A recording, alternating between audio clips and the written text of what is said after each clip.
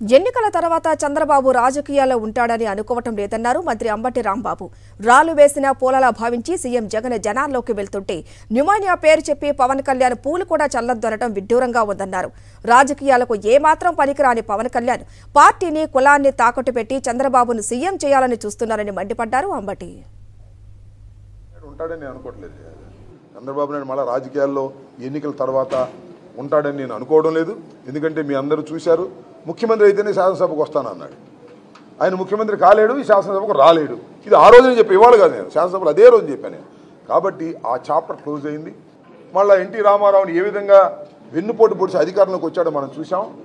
రాజకీయంగా అధికారం లేకపోతే హింసను ప్రోత్సహించే వ్యక్తి నారా చంద్రబాబు నాయుడు గారు. అధికారం లేదు, రాదు అని తెలిసిన తర్వాత ఎంతకైనా బరి తెగిస్తాడు.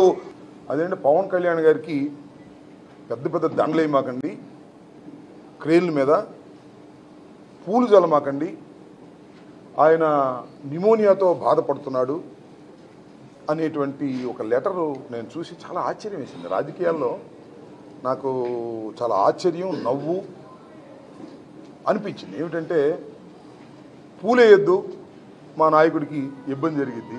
పెద్ద పెద్ద క్రేన్లతో దండలేయొద్దు, మా నాయకుడికి ఇబ్బంది జరిగిద్ది. మా నాయకుడు న్యూమోనియాతో ఉన్నాడు. అసలు ఎప్పుడు న్యూమోనియాతో ఉంటాడు, అతను ఎప్పుడు కూడా అనారోగ్యంతోనే ఉంటాడు. మీరు చూశారుగా, మన జ్వరం వచ్చిందని పిఠాపురం వదిలేసి హైదరాబాద్ వెళ్ళిపోయాడు. ఆయనకి ఎప్పుడు జ్వరం వస్తానే ఉంటుంది. నేను చాలా సందర్భాల్లో చెప్పా, పవన్ కళ్యాణ్ అనేటువంటి వ్యక్తి సినిమాల్లో పనికొచ్చాడేమో కానీ రాజకీయాల్లో పనికొచ్చేటటువంటి వ్యక్తి కాదు అని. రాళ్ళు పెట్టి జగన్మోహన్ రెడ్డి గారిని కొడుతుంటే ఆయన పువ్వులాగా భావిస్తున్నాడు, నవ్వుతూ వెళ్తున్నాడు.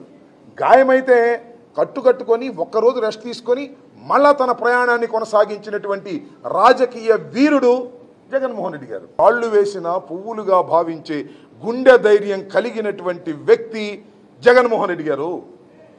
పువ్వులు వేసిన రాళ్లుగా భావించే వ్యక్తి పవన్ కళ్యాణ్ గారు. వీళ్ళిద్దరిలో ఎవరు రాజకీయాలకు పనికొస్తారో ఒక్కసారి ఆలోచించుకోండి.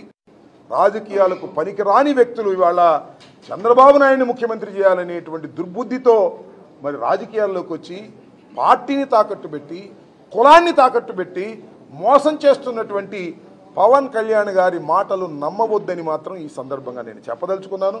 నేను చాలాసార్లు చెప్పా, రాష్ట్రం అంతా తిరుగుతూ చెప్పా, పవన్ కళ్యాణ్ నమ్ముకొని రాజకీయాలు చేస్తే కుక్కతోక పట్టుకొని గోదావరి ఇదినట్టేనయ్యా అని నేను చాలాసార్లు చెప్పా. ఇప్పుడు గోదావరి జిల్లా వాళ్ళు ఫోన్ చేసి చెప్తున్నారు, నువ్వు చెప్పింది నిజమేనన్నా, మా వాళ్ళే, మేము నమ్మలేదు, మేము నమ్మాము, మేము పవన్ కళ్యాణ్ నమ్మాము, ముఖ్యమంత్రి అవుతాడు అనుకున్నాము. 24 తీసుకున్నప్పుడే మేము చాలా బాధపడ్డాము.